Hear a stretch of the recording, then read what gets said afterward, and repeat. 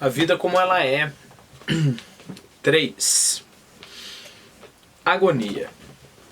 Uma semana antes do casamento, foram os dois ao cinema ver um filme. Se não me engano, de Clark Gable. No fim, o mocinho era assassinado da maneira mais ignominiosa e pelas costas. E assim, varado de balas, Clark Gable agonizou e morreu no colo da mocinha. Alberto saiu do cinema indignado. Ora, bolas! Quem, meu filho? E ele? Ah, se eu soubesse que acabava assim, não vinha, nem amarrado.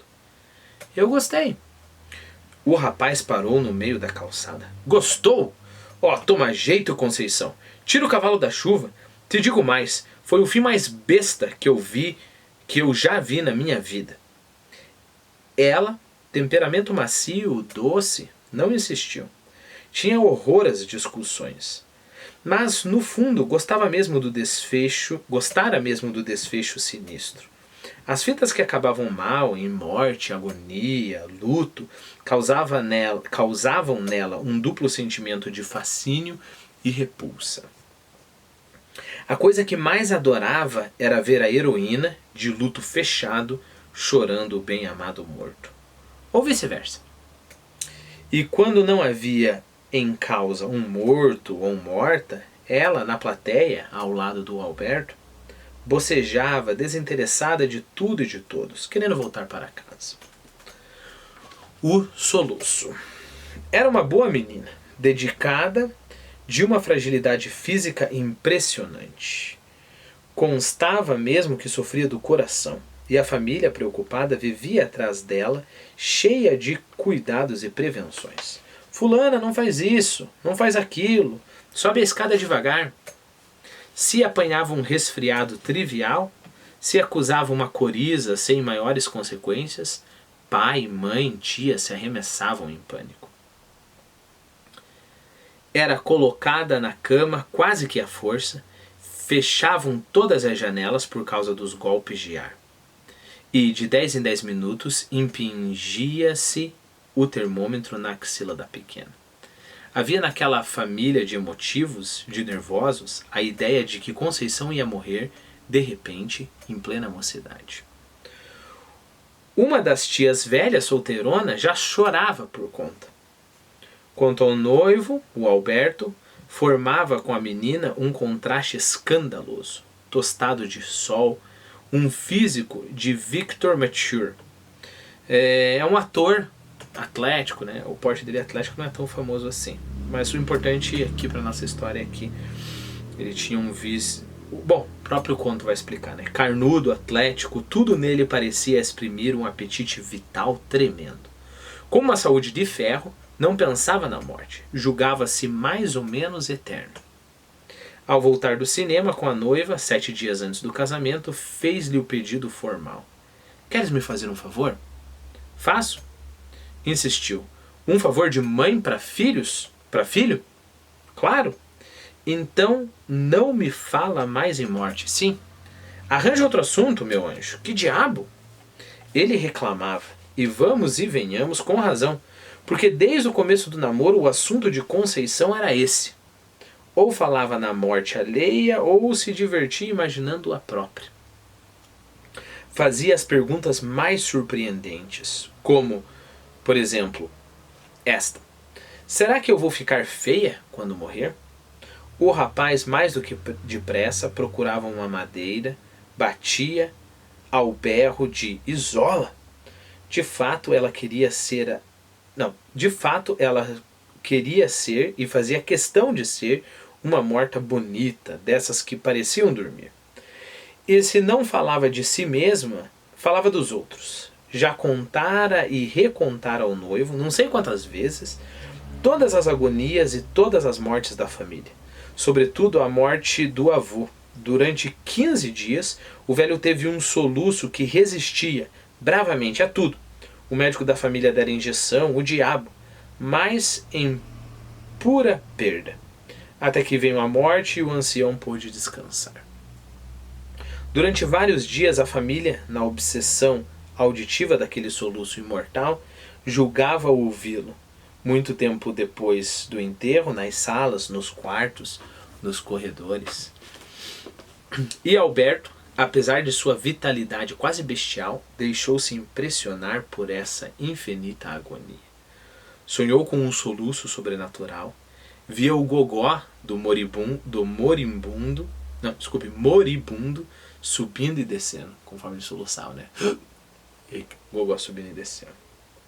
O pior é que, no fim de certo tempo, ele também começou a se interessar e se apaixonar pelas histórias fúnebres. De vez em quando, procurava reagir, como no caso do filme de Clark Gable.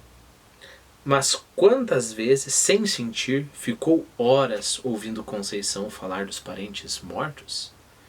Ia para casa pensando em assombração e fazia, com uma graça triste, a reflexão: eu acabo maluco e a família não sabe. O casamento.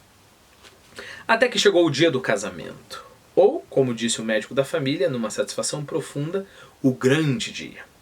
No quarto, vestindo-se, Conceição criava uma hipótese deslumbrante: a de morrer no altar com grinalda e véu. Essa morte muito linda a tentou de uma maneira quase irresistível.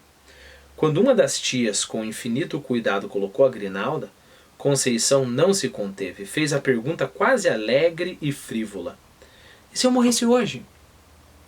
Em redor houve um burburinho. Cruz credo! Foi repreendida. Você tem cada uma! Deixou-se levar para a igreja, ia numa ardente meditação. Entretanto, não morreu no altar, embora tanto desejasse. Voltou para a casa dos pais, toda iluminada. O noivo a olhava muito e parecia dizer: minha. Estava em plena euforia da propriedade. Na saída, debaixo de uma apoteose de arroz, ela quase pragueja, pois se lembrara, sem que nem para quê, do soluço imortal do avô. Desculpe, ele quase praguejara, não ela. Ele quase praguejara, porque ele lembrou do soluço quase imortal do avô. Rosnou para si mesmo: carambolas! Mas a felicidade subiu-lhe à cabeça. Esqueceu o velho defunto. Durante 48 horas foram o homem e a mulher mais felizes do mundo. Maravilhada com o amor, Conceição não falava na morte. Sem sentir, a relegara para um plano inteiramente secundário. Relegou a morte para um plano inteiramente secundário. Já admitia que a vida fosse assim sempre e que jamais os problemas práticos pudessem interferir na lua de mel. Todavia, 48 horas depois, cometeu uma imprudência. Levantou-se de manhã cedinho, no seu pijama leve, de um cinza transparente, e foi descalça para o banheiro. As chinelas de arminho ficaram embaixo da cama. Lá no banheiro escovou os dentes, sem pressa, e sempre com os pés nus no ladrilho frio. Depois ocorreu-lhe um voluptuoso capricho. Chamou o marido e juntos tomaram banho Brincaram um tempão debaixo do chuveiro. Outra qualquer faria isso e muito mais sem consequências. Conceição, porém, era de uma fragilidade apavorante. No café, ao pôr manteiga nas fatias torradas, experimentou um arrepio.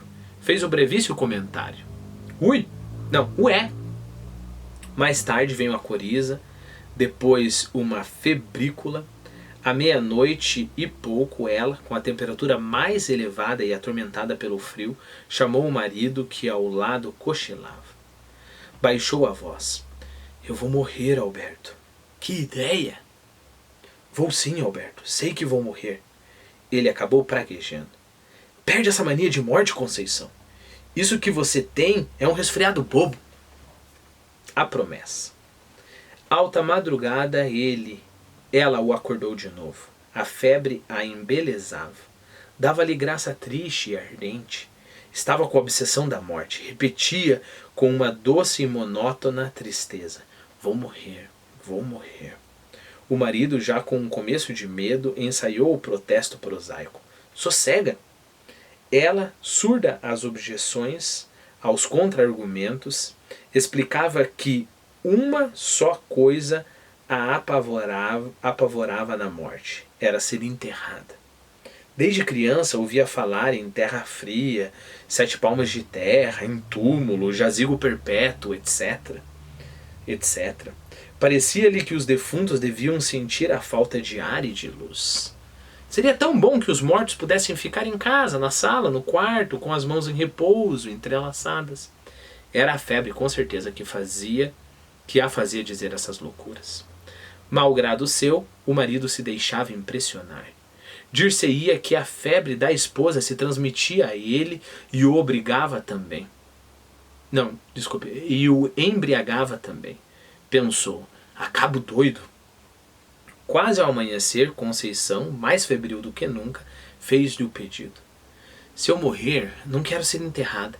Você esconde o meu corpo debaixo de qualquer coisa. Ele, alarmado, não sabia o que dizer. Morrer como? Ninguém vai morrer, ora essa, que bobagem! Conceição teimava, abraçada a ele, falando quase boca com boca. Jura? Jura que não serei enterrada? Jura? Acabou admitindo. Juro. Por Deus? Por Deus. Por sua vez cansado, ele cochilou mais meia hora. Foi o bastante para sonhar com o soluço do avô. Acordou e durante alguns momentos teve uma alucinação auditiva. Ouvia o soluço. Não podia ser, meu Deus, era impossível. Só então percebeu. Quem estava com o soluço era Conceição. Quis chamar um médico ou alguém, mas a mulher, já acordada, não deixou. E na verdade ele já não acreditava em nenhum remédio terreno para o mal sutil e inexplicável que estava levando a pequena. Vez por outra dizia de si para si: não estou raciocinando direito. Mas já a própria loucura não o assustava. Talvez a desejasse como uma solução. Durante 2 dias não saiu do quarto. Encerrado ali, o casal tinha uma companhia única: o soluço. Alberto dormia e, no próprio sonho, o escutava. Ao despertar, lá estava ele. Mas uma manhã acordou e não ouviu nada. Compreendeu que a esposa estava morta. Monte Cristo. 5 dias depois, os vizinhos começaram a sentir um cheiro horrível. Investiga daqui, dali, acabaram desconfiando. Entraram no quarto e encontraram a esposa morta e o marido sentado no chão, de barba crescida, quase a Monte Cristo. Os mais sensíveis levaram o lenço ao nariz. Alberto, quase sem voz, explicou que a mulher pedira para não ser enterrada. Levaram-no do quarto, moribundo e variando. Variando quer dizer louco. Sua última pergunta foi esta: não estão ouvindo um soluço?